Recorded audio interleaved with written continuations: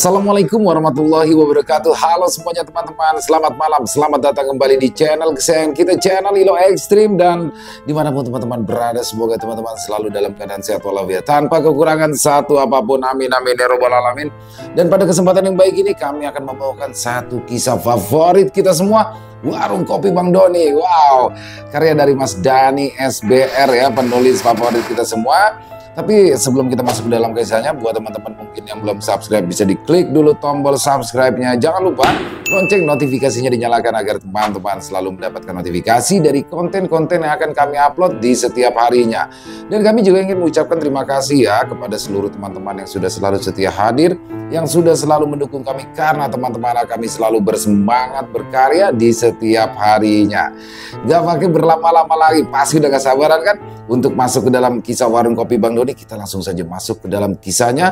Bude horor on. Misteri di kampung Bang Doni. Warung Kopi Bang Doni. Pagi hari di rumah Bang Doni biasanya dimulai dengan suasana yang tenang. Matahari perlahan menyinari rumah, membawa cahaya lembut ke pelataran rumahnya dengan kehangatan. Aroma nasi uduk yang dijajakan oleh Mak Zubaidah nampak mengisi udara, sementara suara burung beo di luar menambah kesejukan pagi itu. Doni biasa memulai harinya dengan sepiring nasi uduk buatan ibunya, Mak Zubaidah. Nasi uduk ini terkenal di sekitaran kampung karena rasanya yang sangat lezat dan aromanya yang khas, hasil perpaduan rempah-rempah yang diracik dengan hati. Setelah itu, Doni biasanya menikmati sarapan bersama Gembul dan Jumeri, dua pegawainya yang bekerja di warung kopi miliknya. Suasana santai dan penuh canda tawa seringkali menghiasi meja makan mereka. Bang, saya mau tanya deh bang, si Martin itu jenisnya apa sih? Kan abang bilang si Martin burung beo, tapi kok saya lihat si Martin itu kayaknya kakak tua deh bang, tanya Gembul yang penasaran. Ya setahu gue mah burung beo dia, jawab Doni. Tapi bang, kalau saya lihat di HP saya, si Martin itu jenisnya kakak tua deh bang. Abang salah bang, ungkap Gembul lagi. Mendengar itu, Doni merasa tak mau kalah. Alah, so tau lu Bul, lu pantaunya soal makanan doang. Kalau masalah burung mah gua udah ngelotok. Kemudian Gembul menunjukkan gambar di handphone miliknya yang menunjukkan jika Martin memang berjenis burung kakak tua. Mendapat itu, Doni pun seperti tersudut, namun dia tak habis akal. Gembul, si Martin tuh perkawinan campur Bul. Bapaknya kakak tua, emaknya beo. Nah, tapi dari kecil si Martin diurusin sama mamanya. Soalnya bapaknya udah pergi ninggalin dia. Nah, jadinya si Martin sakit hati.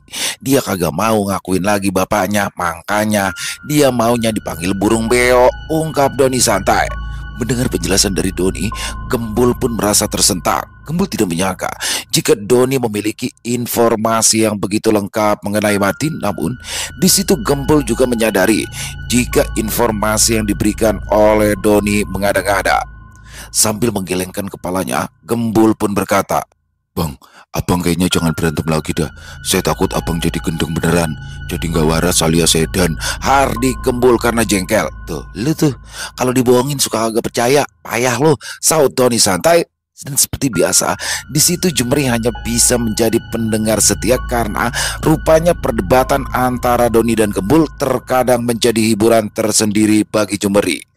Setelahnya, tiba-tiba saja Gembul membahas mengenai pertarungan Doni dan Ujang Kamran yang terjadi 2 hari sebelumnya. Bang, ngomong-ngomong, waktu abang adu mekanik sama Pak Ujang Kamran, itu gimana rasanya ya bang?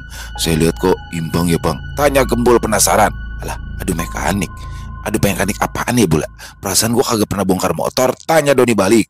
Mendengar itu Gembul pun kembali sewot. Bang, adu mekanik aja nggak tahu. Maksud saya, pas abang kelahi sama Pak Ujang Kamran, itu abang bagaimana? Rasanya gimana? Soalnya saya lihat keadaannya imbang. Mendapati pertanyaan Gembul, kini balik Doni yang menjadi sewot. Gimana rasanya? Ya sakit bloon, bujuk dah pakai nanya. Pukulannya antep banget nih, lihat sampai sekarang gue masih berasa. Lu mah enak cuma nonton doang. Ya makanya saya kan nanya bang, kan saya nggak ngerasain bang. Tapi boleh ngomong-ngomong ya, kalau gue lihat tongkrongannya Pak Ujang pan sangar itu ya, rambutnya gondrong, badannya kotak-kotak, deh, apalagi pukulannya antem. Tapi pas dia ngomong mah lucu ya, halus banget suaranya, kayak gulali enjot. Ungkap Doni. Dasar norak, begitu aja aneh. Pak Ujang itu kan orang Sunda bang, makanya kalau ngomong halus, saut gembul sewot. Di tengah obrolan itu, tiba-tiba saja handphone milik Doni berbunyi. Rupanya itu adalah panggilan dari Ujang Kamran. Sebelumnya, Doni sempat bertukar nomor handphone saat peristiwa di kediaman Denny tempo hari. Assalamualaikum, salam Pak Ujang Kamran. Waalaikumsalam. Ini Pak Ujang ya? Jawab Doni antusias. Iya, saya Teh Kamran. Maaf, apa Bang Doni ada waktu? Kalau bisa Mas Soy mau ketemu. Kebetulan hari ini saya lagi ada di daerah Bekasi, ujar Ujang Kamran. Kebetulan jadwal saya lagi kosong ini Pak Ujang. Bisa kalau mau ketemuan mah sekarang mah. Nanti saya kirimin Sherlocknya ya. Jawab Doni. Akhirnya Doni dan Ujang Kamran janjian bertemu di warung kopi Bang Doni pada siang hari. Namun tak mengapa, Gembul seperti masam ketika melihat Doni berbicara dengan Ujang Kamran. Bang, emang jadwal abang pernah padat? Bukannya tiap hari jadwal abang kosong, sindir Gembul. Tengkolak bawang, lu mah kagak paham. Kita itu kalau mau diajak ketemuan sama orang, kudu belaga sibuk, Gembul, saut Doni beralasan. Mendengar itu, Gembul pun langsung masuk ke dalam rumah dan tidak menanggapi lagi ucapan Doni. Melihat sikap Gembul yang seperti mengacuhkannya, Doni pun mengadu pada Jumri. Tuh, Jum, lihat tuh Jum, begitu tuh Soib lo, kalau dikasih tahu suka ngeyel, ucap Doni pada Jumri. Mendengar itu Jumri pun hanya tersenyum kecil tanpa berkomentar apa-apa. Siang itu, Doni bersiap untuk bertemu dengan Ujang Kamran. Ya, sosok yang pernah bertarung dengan tempo hari dan memberikan perlawanan yang cukup merepotkan Doni kala itu. Walaupun sosok Ujang Kamran sudah berusia hampir 50 tahunan, namun kehebatannya tak luntur dimakan oleh usia. Hal itu sangat dirasakan Doni ketika harus menghadapinya. Singkat waktu, Doni pun sudah berada di warung kopi Bang Doni. Di situ, Doni langsung meminta dibuatkan kopi hitam pada Jumri dan seperti biasa, Doni duduk di kursi luar sambil menghisap rokok Samsu kesukaannya ditemani oleh kopi hitam buatan Jumri. Tak berapa lama, muncul sebuah sedan Camry berwarna hitam masuk ke halaman parkir di warung kopi Bang Doni. Rupanya itu adalah Ujang Kamran. Dengan rambut panjangnya dan setelan t-shirt berwarna hitam, Ujang Kamran keluar dari mobilnya dan langsung menghampiri Doni. Setelah mengucapkan salam, Doni menyambut kedatangan Ujang Kamran dengan hangat. Di situ, Doni pun langsung mengajak Ujang Kamran memasuki warung kopi Bang Doni. Di dalam, Doni langsung menawari Ujang Kamran makanan dan minuman yang tersedia di warung itu. Makasih Bang Doni, saya baru aja makan tadi, ucap Kamran menolak halus tawaran Doni.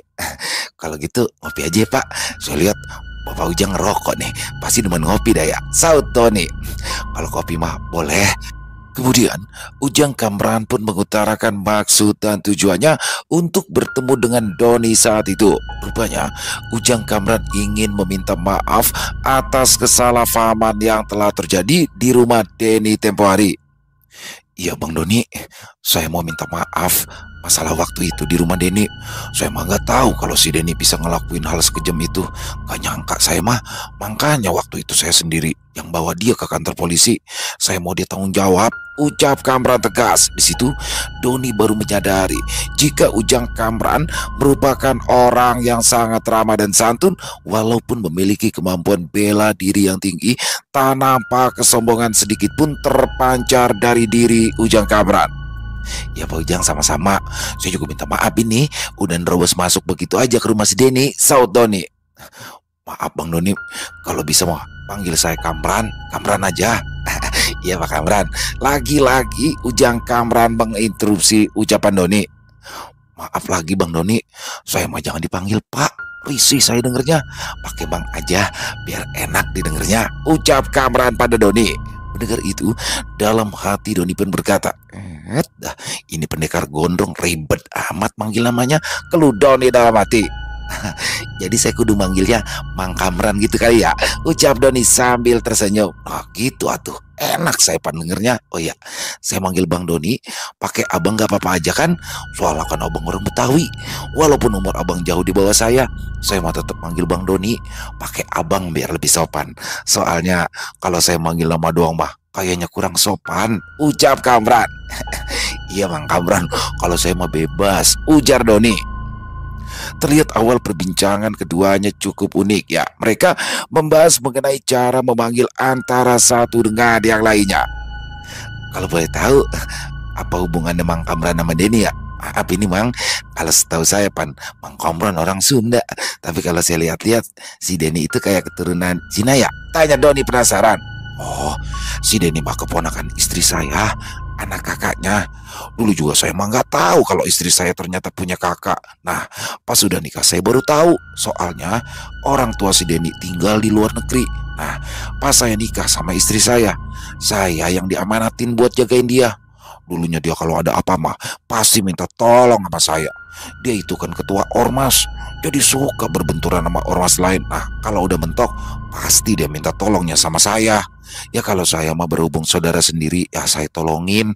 Ya tapi selama dia bener, ucap Kamran. Kemudian Kamran menuturkan jika selama ini dia mengenal Denny merupakan sosok pribadi yang baik, apalagi Denny tak jarang melakukan kegiatan sosial yang mengatasnamakan organisasi yang dipimpinnya. Tak heran jika selama ini Kamran selalu mendukung dan melindungi Denny bila mendapat masalah. Namun ketika mengetahui jika Denny pernah melakukan pembunuhan, penilaian Kamran pada Denny langsung berubah. Saya mah nggak nyangka kalau dia itu pernah ngebunuh orang. Saya langsung telepon orang tuanya buat datang ke sini. Ya buat ngurusin dia.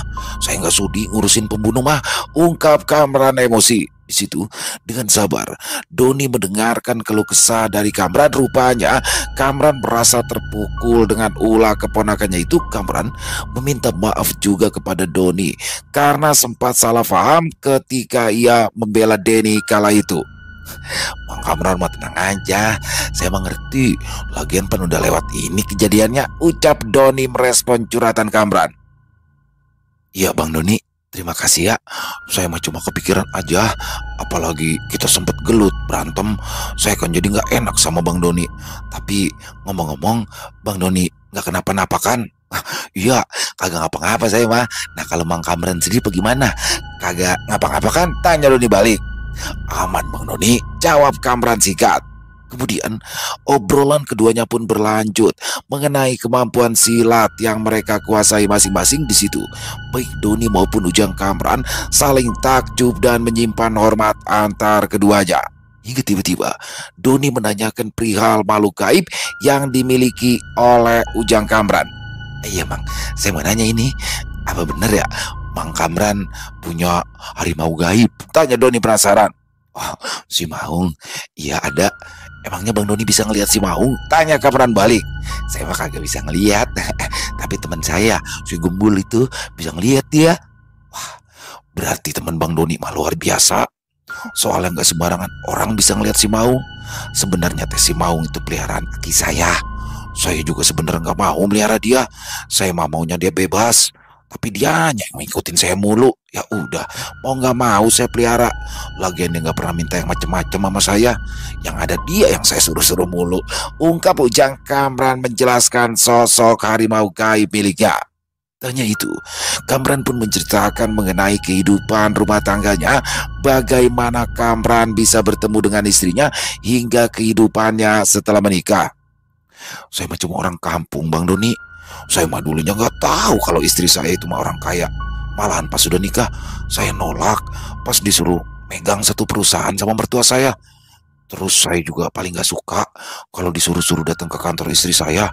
Saya risih kalau dipanggil bapak, ungkap Kamran panjang lebar menjelaskan kehidupan pribadinya kepada Doni. Di situ terlihat sekali chemistry antara keduanya. Walaupun baru saling kenal, Kamran nampak nyaman ketika mengobrol dengan Doni. Lah, terus Mang Kamran kagak ngapa-ngapain? Di rumah aja begitu? Tanya Doni penasaran. Ya enggak atuh bang, saya mah punya usaha sendiri.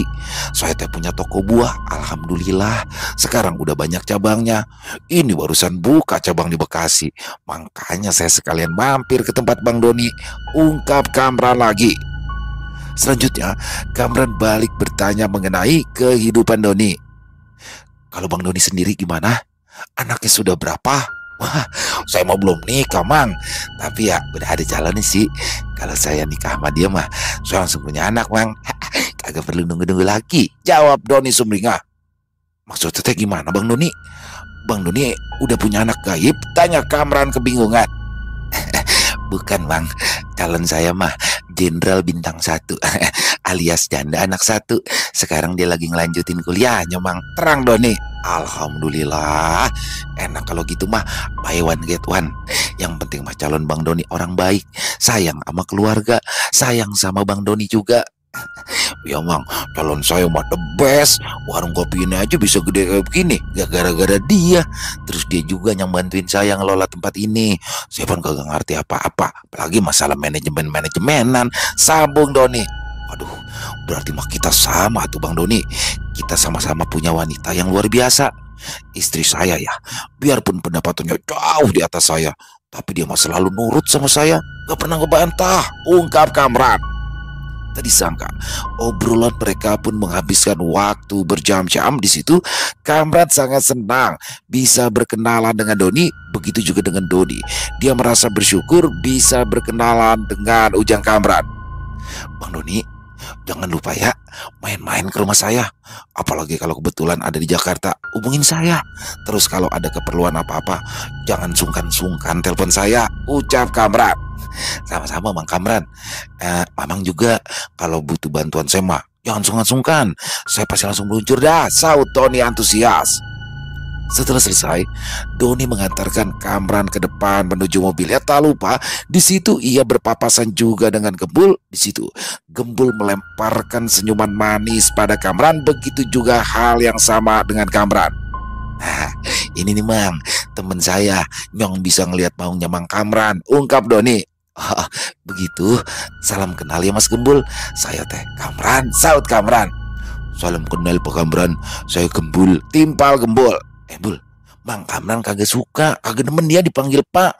Manggil dia Mang Kamran aja. Oke, Mamang. Ucap Doni. Iya, saya teh gak suka dipanggil Bapak. Panggilnya Mamang aja ya. Sambung Kamran melengkapi. Mendengar itu, Gembul hanya mengangguk sambil tetap tersenyum. Wah, hebat ya Bang Doni. Semua teman-temannya ahli bela diri. Sama siapa itu? Ya yang satu lagi yang saya sempat ngelihat waktu itu, tanya Kamran. Kalau yang satu lagi mah namanya Gomang. Tapi kalau Gembul, ini dia kagak main silat dia Mang. Saut Doni. Oh, bukan silat mainannya. Kalau gitu apa kungfu, karate, apa muay thai, atau kesenian bela diri lainnya? Tanya Kamran lagi. Ya, kalau Gembul mah bukan karate, bukan kungfu, apalagi muay thai. Dia lebih ke barongsai Mang. Ledek Doni. Tak pelak, Kamran pun ikut tersenyum. Setelah diberikan penjelasan oleh Doni, Kamran pun baru mengetahui jika Gembul tidak menguasai ilmu bela diri apa-apa, namun ia memiliki kemampuan dalam hal yang berbau gaib.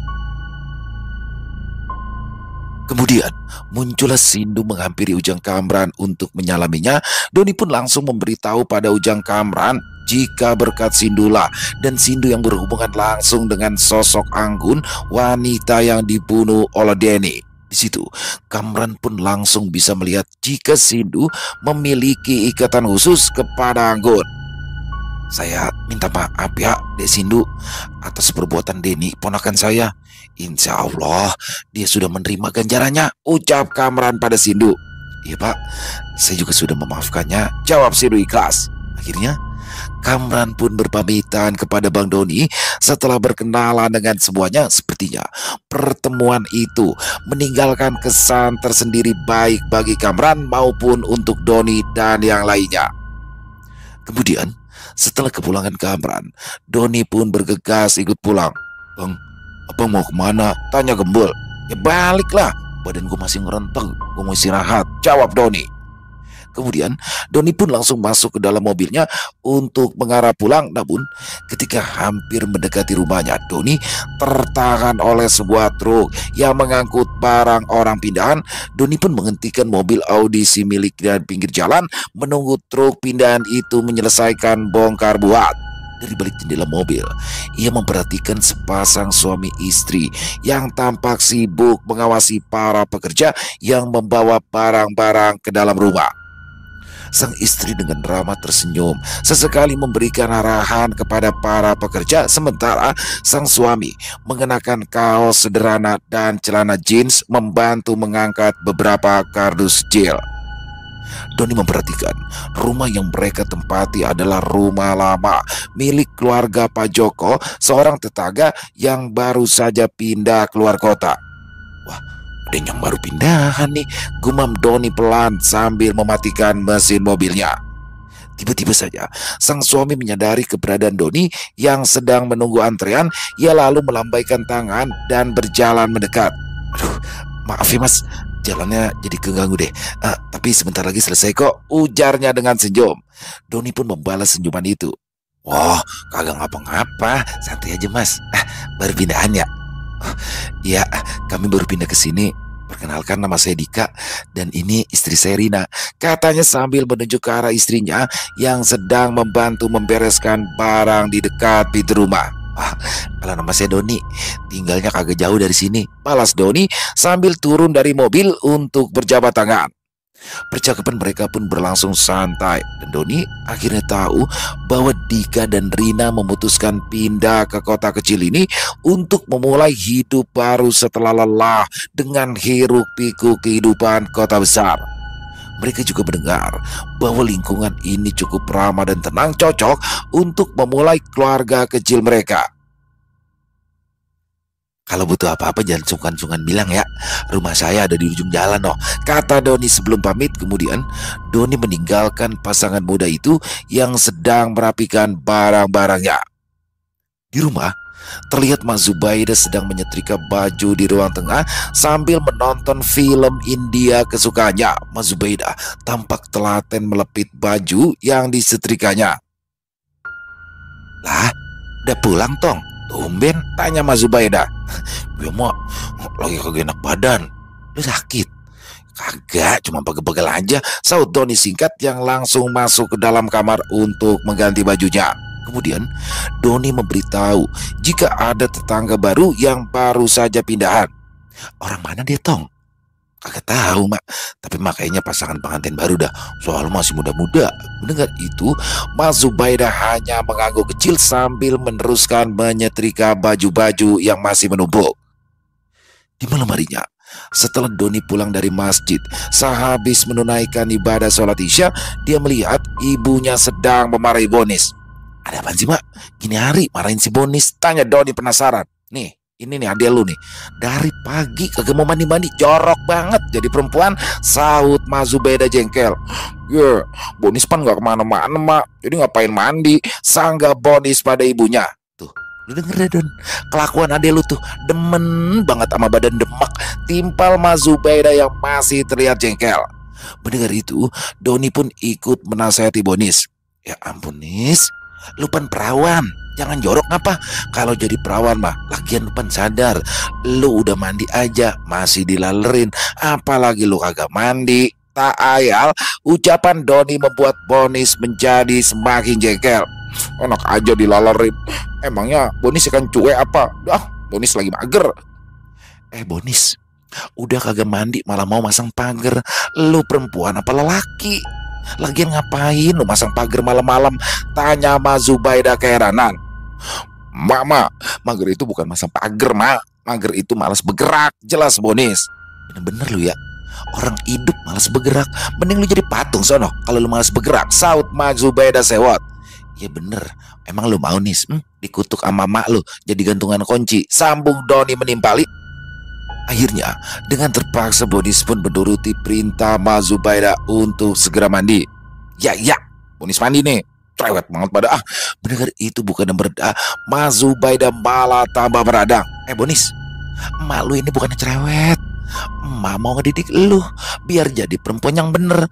Lu nanti bakalan jadi bini orang, lu bakal ngurusin suami lu bakal ngurusin anak-anak lu.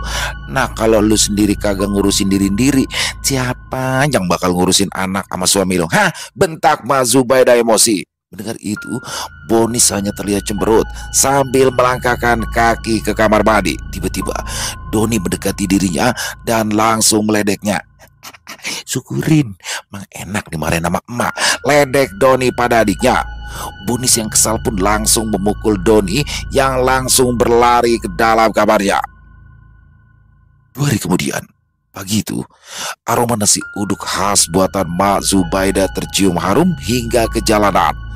Di warung kecilnya yang terletak di depan rumah, Mak Zubaida melayani pembeli sambil sesekali berbincang dengan pelanggan setianya. Dan seperti biasa, warung itu ramai dikunjungi warga sekitar. Di tengah kesibukan melayani pembeli, Bu Parni, tetangga yang tinggal di seberang jalan, datang dengan wajah yang cemas. Ia memesan seporsi nasi uduk, tetapi kali ini ia datang tanpa senyuman seperti biasanya. Bu Parni, tumben mukanya ditekuk begitu. Ada apaan emangnya? Tanya Mak Zubaida sambil menuangkan sambal ke piring. Ya ampun Mak, semalam saya itu kehilangan duit di rumah. Lumayan banyak lagi. Uang itu rencananya buat bayar sekolah, jawab Bu Parni sambil menarik nafas panjang. Lah, kok bisa deh ya? Emangnya bagaimana ceritanya? Tanya Mak Zubaida dengan nada prihatin. Gak tahu Mak, saya juga bingung. Padahal duitnya saya simpen di laci kamar. Pas tadi saya cek udah gak ada. Padahal rumah saya dikunci mulu. Gak mungkin dong ada orang yang bisa masuk. Tapi aneh, kok bisa hilang ya? Cerita Bu Parni yang tampak bingung dan frustasi. Mak Zubaida mendengarkan dengan seksama. Beberapa pembeli yang duduk di bangku panjang pun ikut memasang telinga mencoba memahami situasi. Keselip kali Bu Parni, apakah agak mak bawa sama suaminya? Salah satu pembeli parodi bertanya. Bu Parni menggeleng. Sudah saya cari kemana-mana Pak Rut, tetap gak ada. Kalau suami saya kan lagi keluar kota. Nah anak saya si Rafli masih kecil. Mak Zubaida ikut menggeleng. Kok aneh ya, bisa hilang. Padahal mas selama ini kampung kita aman. Saat itu, kebetulan Doni, Gembul, dan Jumeri mendengar percakapan tersebut. Terlihat ketiganya ikut prihatin atas apa yang sudah menimpa Bu Parni. Tuh Bul, lo kalau naruh duit hati-hati, jangan suka sembarangan. Masalahnya, kalau gue lihat-lihat, lo itu kalau naruh sepak suka sembarangan, ucap Doni menasihati Gembul. Apa hubungannya duit sama sempak sih bang? Lagian apa yang mau disimpan bang? Duit aja nggak punya, saut Gembul. Buset dah, lu jangan suka ngilang-ngilangin. Lu kan tiap bulan gua gaji. Emang lu kerja sama gua kerja rodi? Bukan begitu bang, abang belum apa-apa udah tersinggung sih. Duit dari abang kan saya langsung kirimin ke kampung, jadi saya nggak megang sama sekali. Bujuk, lu kirim semua Bul? Tanya Doni penasaran. Ya bang, jawab Gembul singkat sambil melap nasi uduknya. Lah, emangnya lu kagak jajan apa? Apa lu kagak beli bakal kebutuhan lu sehari-hari? Saya nggak pernah jajan bang, nggak kenyang. Kalau buat beli sabun sama yang lain, biasanya saya nitip sama Jumeri. Nanti saya ganti deh kalau gajian, ungkap Gembul. Buseng dah, koret amat lu Bul. Lagian lu juga Jum, mau aja lu dikadalin sama si Gembrot, ucap Doni sewot. Mendengar itu, Jumeri pun langsung memberikan klarifikasinya. Gak apa-apa bang, lagian saya suka minjem sempaknya Gembul juga kalau sempak saya lagi basah semua. Jadi kita sebagai perantauan harus saling tolong-menolong bang Doni. Idih, lu parah amat sih Jum. Masa sempak pakai segala joinan? Emangnya muat lu pakai sempak gajah? Saut Doni terkejut. Ya muat bang, kan sempaknya melar, elastis, jawab Jumeri santai. Waduh, lu berdua kacok lu. Bisa-bisa lu berdua pada gudik berjemaah. Timpal Doni keheranan atas perilaku Jumeri dan Gembul. Di malam harinya, ketika Doni sedang duduk santai di depan pekarangan rumahnya, tiba-tiba saja Pak Sadeli sang ketua RT melintas di depan Doni. Melihat Doni yang sedang duduk seorang diri, Pak Sadeli langsung menghampirinya. Nirian aja Don, tumben lo ada di rumah, biasanya kelayaban, ucap Pak Sadeli berbahasa basi. Kelayaban? Emangnya kita bocah apaan? Saya mau ke warung kopi saya, Pak RT jaga di sana. Gitu, maaf dah. Ya Don, pola gue lagi puyeng banget ini, keluh Pak Sadeli pada Bang Doni. Tumben puyeng, Setahu saya mah kagak ada janda di tempat kita, ledek Doni. Set dah, ngapa larinya ke janda ya? Tanya Pak Sadeli kebingungan. Iya, kan kalau ada janda baru pindah ke kampung kita, abang pasti puyeng, bini abang uring-uringan terus. Mendengar itu Pak Sadeli langsung memukul Doni dengan pecinya. Suek lu, ledek gua aja. Gua ini lagi puyeng masalah anuan, masalah Bu Parni yang kehilangan duit. Udah nyebar keluarga. Emang tuh ibu-ibu ya lemes amat mulutnya. Semua orang ya kasih tahu, bujuk dah. Pan kesana kampung kita kagak aman. Terus warga pada ngadu dah sama gua. Ya sabar aja bang, ya namanya juga pejabat. Wajar aja bang jadi tempatnya warga pada ngeluh. Lah emang ke siapa lagi kalau bukan ke abang tempat warga mengeluh, ucap Doni berusaha membesarkan hati Pak Sadeli. Bisa aja lu Dan, kalau ngomong manis banget kayak telepon, saut Pak Sadeli disusul gelak tawa dari mereka berdua. Iya bang, itu ada warga baru, abang udah tahu belum? Tanya Doni mengenai suami istri yang bernama Dika dan Rani. Dah, dipindahan dari Brebes, sama tuh asalnya masih Gembul, ungkap Pak Sadeli. Dah, Gembul mah orang Brebes palsu. Lah kemarin dibawain telur asin rasanya manis, gurau Doni yang seketika membuat Pak Sadeli kembali tertawa. Ya begitulah Doni. Walaupun tak ada sosok Gembul pada saat itu, namun Doni selalu ingin meledek Gembul dengan candaan-candaan yang di luar nalar. Keesokan harinya, suasana di lingkungan tempat tinggal Doni menjadi lebih ramai dari biasanya. Berita tentang kehilangan uang yang dialami oleh Bu Parni kemarin rupanya menyebar dengan sangat cepat. Dan kini ada kabar baru yang membuat warga semakin resah. Salah satu tetangga lain, Pak Rudi, melaporkan bahwa ia juga kehilangan uang tunai yang disimpan di laci meja ruang tamunya. Begitu Doni, Jumri dan Gembul sedang menikmati nasi uduk di beranda rumahnya ketika Mak Zubaida menghampiri ketiganya dengan wajah serius. Tong, lu tahu kagak? Pak Rudi yang biasa makan di mari, dia juga kehilangan duitnya semalam, ujar Mak Zubaida. Doni langsung menegakkan tubuhnya. Serius Mak? Emang bagaimana ceritanya? Katanya mah duitnya diambil dari laci meja di ruang tamunya, padahal pintu rumahnya kekunci. Aneh banget ya. Udah 2 hari ini berturut-turut ada yang kehilangan uang di kampung kita, jawab Mak Zubaida yang tampak gelisah. Doni mengerutkan kening. Oh bisa ya? Soalnya amat nih maling di mari, ucap Doni yang langsung masuk ke dalam untuk segera mandi. Kemudian Mak Zubaida kembali sibuk melayani para pelanggan di warung nasi uduknya yang memang selalu ramai. Di antara para pelanggan yang datang tampak seorang wanita muda dengan wajah yang cantik tapi tubuhnya terlihat kurus. Wanita itu tersenyum ramah dan mendekat ke warung. Selamat pagi Bu, sapanya dengan suara lembut. Saya mau beli 2 bungkus nasi uduk ya. Mak Zubaida tersenyum ramah seperti biasa. Iya Neng, baru pindah kemari ya? Kayaknya saya baru lihat ini. Wanita itu mengangguk. Iya Bu, perkenalkan nama saya Rina. Saya baru pindah kemarin sama suami saya Dika. Kami tinggal di rumah sebelah Bu Parni. Oh begitu, pantes. Oh iya dah, kenalin juga, nama saya Zubaidah. Salam kenal ya, ujar Mak Zubaida sambil membungkus nasi uduk pesanan Rina. Terima kasih Bu Zubaidah, ujar Rina dengan senyum yang terlihat tulus. Tapi ada sesuatu yang membuat Mak Zubaida merasa sedikit ganjil. Meskipun Rina terlihat cantik dan tampak ramah, tubuhnya yang kurus dan wajahnya yang sedikit pucat membuat Mak Zubaida bertanya-tanya apakah Rina sedang tidak sehat.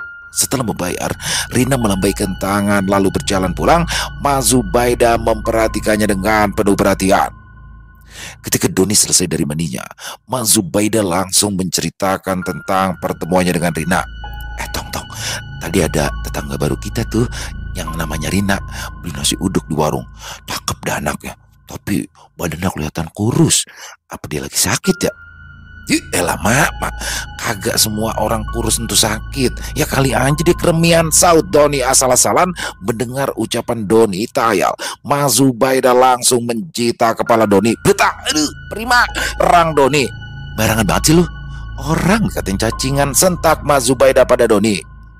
Kemudian, akibat kehilangan uang yang dialami oleh 2 warga secara beruntun, membuat Pak Sadeli, sang ketua RT setempat, merasa perlu mengambil langkah serius untuk menjaga keamanan lingkungan. Setelah berdiskusi dengan beberapa warga, ia pun memutuskan untuk mengadakan pertemuan kecil di balai RT malam itu.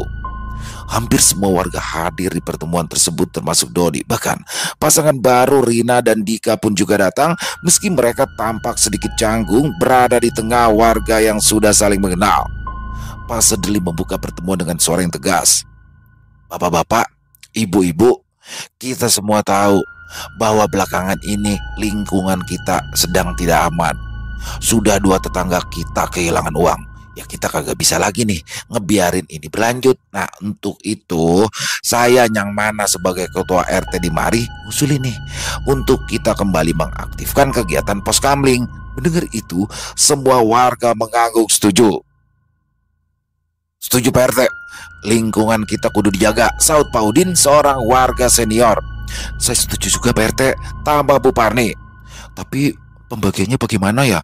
Soalnya kan gak semua warga bisa jaga malam setiap hari. Pak Sadeli pun di sini menjelaskan rencananya. Nah, jadi kita bakalan bikin jadwal bergilir.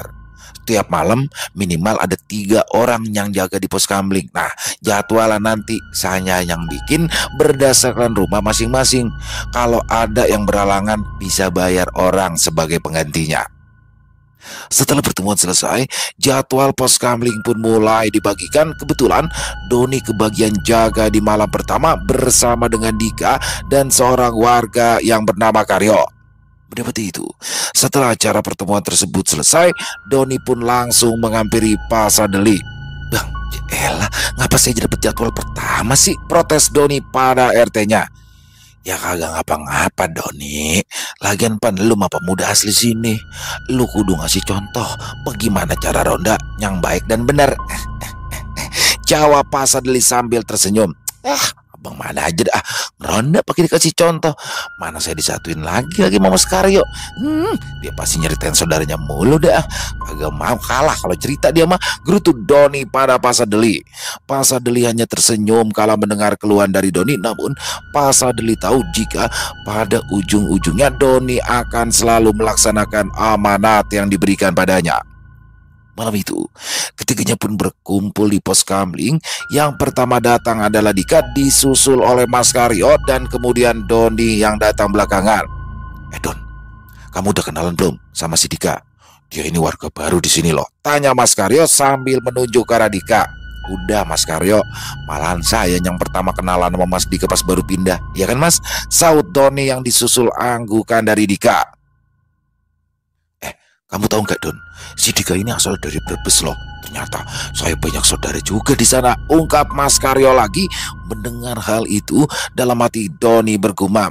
Bodoh amat, mau ada saudara lu kek, ada nenek moyang lu kek, enggak pikirin. Ucap Doni dalam hati. Di situ rupanya Doni merasa jengkel pada Mas Karyo yang umurnya berada di atas Doni. Karena perlu diketahui, jika Mas Karyo dikenal sebagai sosok yang menjengkelkan, selain selalu ingin menang sendiri, Mas Karyo juga akan selalu menceritakan saudaranya yang seakan tersebar di seluruh negeri kita tercinta ini. Begitu ya Mas. Berarti Mas Karyo banyak banget dong saudaranya. Ucap Doni berpura-pura menanggapi ucapan Mas Karyo. Oh iya betul Mas Don, saudara saya itu banyak. Soalnya kata bapak saya dulunya kakek saya itu 20 bersaudara. Ungkap Mas Karyo. Kembali Doni bergumam dalam hatinya. Bujuk dah tuh orang pekucing. Iya Mas, Mas Dika kok bisa pindah ke sini? Apa ada urusan pekerjaan atau apa ya? Tanya Mas Karyo sambil menyeruput kopi. Dika pun tersenyum samar. Ya Mas, saya sama istri butuh suasana baru. Kebetulan juga ada urusan pekerjaan di sini. Soalnya saya ini kan pengempul bawang merah, terus akan memasok ke kota Bekasi ini. Jadi ya saya butuh menetap di sini. Dengan wajah yang angkuh, Mas Karyo menanggapi ucapan Dika. Oh, bandar bawang. Sama dong kayak saudara saya yang ada di Brebes. Saya juga banyak kenalan bandar bawang di pasar induk Cibitung. Yalah, kenalan bandar bawang banyak. Bandar togel kayak lah kerjaan tiap hari ngecak togel mulu. Gumam Doni lagi di dalam hatinya. Nanti kalau memang Mas Dika butuh bantuan, bilang aja sama saya. Saya itu banyak saudara di pasar induk. Ucap Mas Karyo. Karena merasa sudah muak Dengan ucapan-ucapan yang dilontarkan oleh Mas Karyo, Doni pun mengajak keduanya untuk berkeliling. Mas Karyo, Mas Dika, kita mulai ngider nyok. Ajak Doni yang disusul anggukan dari Dika. Ya, kopi saya belum habis Don, gak bisa ntar aja Pak kelilingnya, saut Mas Karyo. Mendengar itu, emosi Doni sempat terpancing. Sabar Don, ini orang tua, sabar. Gumam Doni dalam hatinya, berusaha untuk meredam emosinya. Sambil tersenyum yang dipaksakan, Doni pun berkata, ya udah, Mas Karyo mah di mari aja, habisin aja kopinya, biar saya sama Mas Dika yang keliling berdua. Kalau perlu sama apa sampah biar kelolodan. Wah, enggak saya ikut dong. Masa ya saya sendirian di sini? Ucap Mas Karyo yang rupanya merasa keberatan ketika Doni berniat meninggalkannya sendirian di pos kamling. Akhirnya, ketiganya pun berkeliling untuk memeriksa keamanan di kampungnya. Di tengah mereka berkeliling, suasana di malam itu sangat-sangat sunyi dan tenang sehingga membuatnya lebih terasa mencekam. Hal ini sangat dirasakan betul oleh Mas Karyo. Don, kok perasaan malam ini kayaknya dingin banget ya? Mana sepi lagi? Saya jadi ingat kata saudara saya yang paranormal. Kalau hawanya kayak gini, pasti ada genderuwo ataupun kuntilanak nih, ucap Mas Karyo. Mas Karyo lagi begini ngomong begituan, udah ngapa? Protes Doni. Tenang aja Mas Karyo, kita kan bertiga, jadi ya nggak usah takut. Timpal Dika ikut berbicara. Oh, kalau saya itu bukannya takut Mas, kata saudara saya yang paranormal itu loh, setan itu takut sama kita manusia. Ya jadinya saya nggak bakalan takut dong, saut Mas Karyo berpura-pura berani. Ya udah, lain kali kalau Mas Karyo ngeronda, ajak aja saudara-saudaranya Mas Karyo yang katanya banyak entuh, biar rame ngerondanya, sekalian bikin paguyuban, ucap Doni sewot. Di tengah pembicaraan ketiganya, tiba-tiba saja terdengar suara langkah kaki samar dari kejauhan memecah keheningan malam. Doni menghentikan langkahnya dan menajamkan pendengaran. Langkah kaki itu terdengar pelan namun jelas, seperti sengaja berhati-hati agar tidak menarik perhatian. Mas Karyo yang berada di belakang Doni pun terlihat ketakutan. Ada apaan sih Don? Kok Mas Don berhenti? Bisik Mas Karyo sambil melirik segala arah. Ada suara, jawab Doni singkat. Dika segera maju dari posisinya. Sebentar, saya cek dulu ya Mas Doni, katanya sambil meraih senter. Jangan dirian Mas, biar saya ikut, saut Doni cepat. Doni dan Dika lalu berjalan pelan mendekati sumber suara, disusul Mas Karyo yang memang tak mau ditinggal sendirian. Senter di tangan Dika menyoroti jalan dan kebun yang gelap, tapi mereka tidak melihat siapapun, hanya ada semak yang bergoyang perlahan terkena angin. Namun tiba-tiba saja suara seperti terjatuh terdengar tak jauh dari mereka. Doni menyorotkan lampu senter ke sumber suara itu dan mereka melihat sekelebat bayangan berlari menjauh dengan cepat. Woi, siapa tuh? Teriak Doni. Dika dan Doni segera berlari mengejar, disusul oleh Mas Karyo yang memang berlari lebih lambat, tapi bayangan itu terlalu cepat menghilang di balik pepohonan. Doni yakin saat itu dia sudah berlari sangat cepat. Itu terbukti Dika yang tertinggal jauh di belakang. Namun bayangan itu langsung menghilang tak kemana. Setelah beberapa menit mencari tanpa hasil, Doni dan Dika memutuskan kembali ke pos kamling. Sedangkan Mas Karyo sendiri sudah tak terlihat. Rupanya Mas Karyo kembali ke pos kamling akibat tadi tertinggal jauh saat mereka mengejar bayangan yang dilihat Doni dan Dika. Mas Karyo pun menyambut mereka dengan cemas. Gimana Mas Don? Ketemu gak Mas? Doni menggeleng. Cuma sempat ngeliat bayangan orang lari doang Mas, tapi kagak jelas siapa. Dika tampak termenung dan tak berkata apapun. Malam itu, perjalanan mereka dilanjutkan dengan suasana lebih waspada. Namun Doni curiga jika bayangan tadi bukanlah sosok manusia biasa. Apalagi Doni sempat melihat jika sosok bayangan tadi memiliki tubuh yang pendek seperti anak kecil. Entahlah, karena Doni pun tak jelas melihatnya. Keesokan harinya, kabar tentang kehilangan kembali menggemparkan lingkungan tempat tinggal Doni. Dan kali ini korbannya adalah Pak Burhan, seorang pedagang sayur yang tinggal tak jauh dari rumah Doni. Uang hasil dagangan yang disimpan di kamar menghilang tanpa jejak. Pak Sadeli pun segera datang ke rumah Pak Burhan. Setelah mendengar kabar tersebut, warga pun mulai berkumpul. Suasana menjadi ramai dengan percakapan yang penuh dengan kebingungan. Kok bisa hilang lagi? Padahal kan tadi malam sudah di ngeronda, ujar Bu Parni yang tampak cemas. Pak Sadeli mengusap wajahnya dengan tangan, tanda jika ia mulai merasa tertekan. Saya sudah share di grup RW, kelurahan dan juga kepolisian.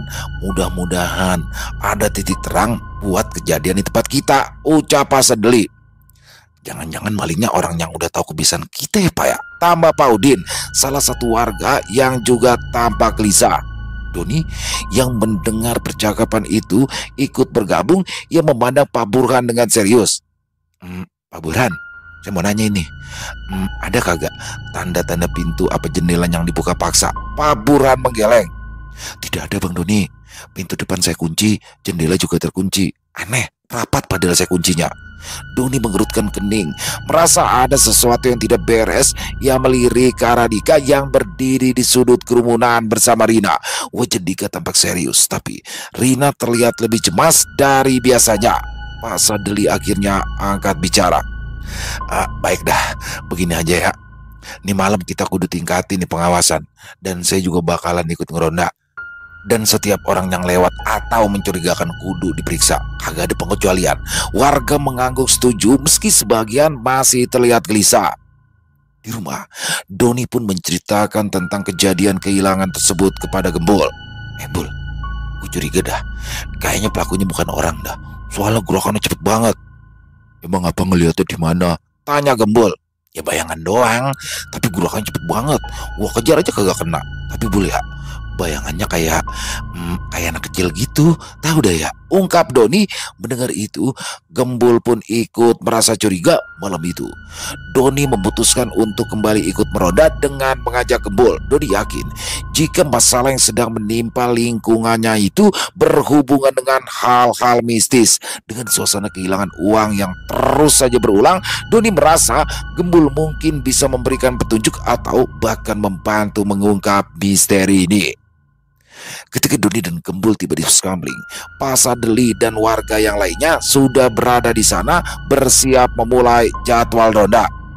Pak RT, saya ngikut ronda lagi nih. Sekarang saya ngajak Gembul, ujar Doni. Pak Sadeli pun mengangguk. Bagus dah Don, mudah-mudahan aja bisa ketangkep nih malingnya. Gembul nampak terdiam, tapi pendengannya menyapu sekeliling area dengan tatapan tajam seperti sedang merasakan sesuatu. Saat mereka ingin berkeliling, Pak Sadeli membagi dua kelompok, kemudian mereka segera berkeliling. Malam itu, Doni satu kelompok dengan Gembul dan juga Pak Sadeli. Oh bingung dah Don ya, maling macam apaan ya yang operasinya di kampung kita begini? Padahal mah kita udah ngadain ronda ketat begini. Kalau Pak Sadeli, iya bang, mudah-mudahan ketangkep ya pelakunya, saut Doni. Namun ketika ketiganya melintas di depan rumah Dika, Gembul pun menghentikan langkahnya. Melihat itu, Doni pun bertanya kepada Gembul, lah apa lu berhenti? Masa ya lu udah capek? Udah paksain aja dulu, ntar aja istirahatnya di pos Skambling ya. Saya bukannya capek bang, tapi saya ngelihat di rumah ini kayak ada yang aneh bang, ungkap Gembul. Gembul segera merapat ke pagar rumah Dika. Matanya terfokus ke arah salah satu sudut halaman. Dan di situ Gembul langsung memejamkan matanya, kemudian menjulurkan tangannya seakan-akan ingin menangkap sesuatu. Tangan kanannya terangkat seperti sedang merasakan sesuatu. Lalu dengan gerakan cepat Gembul menarik sesuatu dari udara kosong. Doni dan Pak Sadeli terkejut. Di tangan Gembul kini tampak sosok kecil berkepala botak dengan kulit pucat, matanya besar dan hitam pekat, tubuhnya kurus seperti anak yang kurang gizi. Tuyul itu meronta-ronta berusaha lepas dari cengkeraman Gembul. Astagfirullah, seru Pak Sadeli sambil mundur beberapa langkah. Wajahnya terlihat pucat. Itu mah tuyul, bisik Doni, matanya membelalak tak percaya. Tuyul itu mengeluarkan suara kecil seperti anak kecil menangis, tapi Gembul terus memegangnya dengan erat sambil membacakan doa-doa dengan suara tegas. Perlahan sosok tuyul itu berhenti meronta, tubuhnya melemah. Kan bang, bener ini dugaan saya, kata Gembul dengan nada dingin. Tuyul ini bang yang sudah mencuri uang warga dan majikannya ada di rumah ini. Pak Sadeli memandang rumah Dika dengan perasaan tak menentu. Oh, jadi yang punya tuyul ini si Dika, Bul? Tanya Pak Sadeli panik. Ya saya juga belum tahu pasti Pak RT. Tapi energi dari rumah ini kuat sekali, Pak. Kayaknya si mereka pemiliknya, Pak Doni, yang sejak tadi dia merasa campur aduk. Ya udah Pak RT, kita panggil aja si Dika keluar. Pak Sadeli mengangguk setuju. Udah dah, kita panggil aja keluar. Nah terus masalah tuyul apa gimana, Bul? Gembul tersenyum tipis. Jangan khawatir Pak RT, tuyul ini aman. Dia udah gak bakal bisa lari. Pak Sadeli, Doni dan Gembul berdiri di depan rumah Dika. Wajah mereka penuh tekad. Tanpa ragu, Pak Sadeli mengetuk pintu dengan keras. Tok tok tok, tok tok tok. Assalamualaikum, Mas Dika, seru Pak Sadeli dengan nada tegas. Butuh beberapa saat sebelum pintu itu terbuka dan Dika muncul dengan wajah yang bingung. Rina terlihat berdiri di belakangnya. Ia tampak gugup. Ada apa ya Pak RT ya? Tengah malam begini, tanya Dika dengan nada tenang meskipun jelas ada ketegangan di wajahnya. Pak Sadeli menatap mereka dengan tajam. Saya mau tanya ini, tapi tolong jangan ada yang ditutup-tutupin ya. Dika mengernyit. Maksudnya apa nih Pak RT ya? Gembul lalu melangkah maju sambil menenteng sosok tuyul yang sedari tadi ia pegang. Tuyul itu menatap sekeliling dengan bingung, lalu matanya langsung tertuju pada Rina. Dalam sekejap, tuyul itu memberontak dan berhasil terlepas dari genggaman Gembul. Tuyul itu pun langsung berlari dan memeluk kaki Rina dengan erat. Sebenarnya Gembul sengaja melepaskan genggamannya karena dia ingin melihat apakah pasangan suami istri yang ada di depannya itu merupakan majikan dari tuyul tersebut. Semua orang terdiam. Doni memandang dengan wajah kaget, sementara Pak Sadeli hanya bisa menggelengkan kepala dengan ekspresi kecewa. Jadi ini buktinya, ujar Gembul dingin. Tuyul ini langsung kembali kepada majikannya. Nah, kalian berdua tidak bisa mengelak lagi. Rina di sini mulai menangis, tubuhnya gemetar. Saya tidak mau, Mas. Kamu yang paksa saya, katanya sambil menatap Dika dengan marah. Dika mencoba tetap tenang, tapi wajahnya semakin tegang. Diam kamu, jangan banyak bicara sembarangan. Pak Sadeli akhirnya angkat bicara. Saudara Dika, Rina, apa kalian sadar apa yang kalian lakukan? Kalian itu udah ngerugiin banyak warga. Ini kagak bisa lagi dibiarin. Dika akhirnya menyerah. Dia menghela nafas panjang lalu menundukkan kepala. Maaf RT, saya terpaksa Pak. Saya kehilangan pekerjaan dan saya tidak punya uang untuk bertahan hidup. Ini seperti satu-satunya cara Pak RT. Pak Sadeli menggeleng kecewa. Dika, gunain makhluk gaib bakal nyolong dari tetangga ya bukan solusi. Apapun alasan kalian, ini udah salah besar. Gembul kembali melangkah maju. Maaf, saya bakalan bawa tuyul ini kembali. Saya mau musnahin, ujar Gembul yang langsung mengambil paksa sosok tuyul itu dari pelukan Rina. Anehnya, tuyul itu nampak lemah, seolah tak punya tenaga saat berada dalam genggaman Gembul. Rina menangis semakin keras, sementara Dika hanya diam dengan wajah yang pasrah. Kemudian Pak Sadeli meminta agar Dika mengembalikan seluruh uang yang telah dicurinya dari beberapa warga. Dika pun akhirnya menyanggupinya. Tak lupa Pak Sadeli meminta agar Dika segera pindah dari rumah kontrakannya malam itu juga, karena Pak Sadeli khawatir jika Dika dan istrinya masih menetap di sana akan terjadi hal-hal yang tidak diinginkan. Sementara itu, Gembul memastikan sosok tuyul tersebut dimusnahkannya agar tidak bisa lagi digunakan untuk mencuri. Pada akhirnya, lingkungan tempat tinggal Doni pun kembali tenang. Doni merasa lega bahwa misteri pencurian akhirnya terungkap, namun ia juga menyadari pentingnya saling menjaga dan mengawasi agar kejadian seperti ini tidak terulang lagi.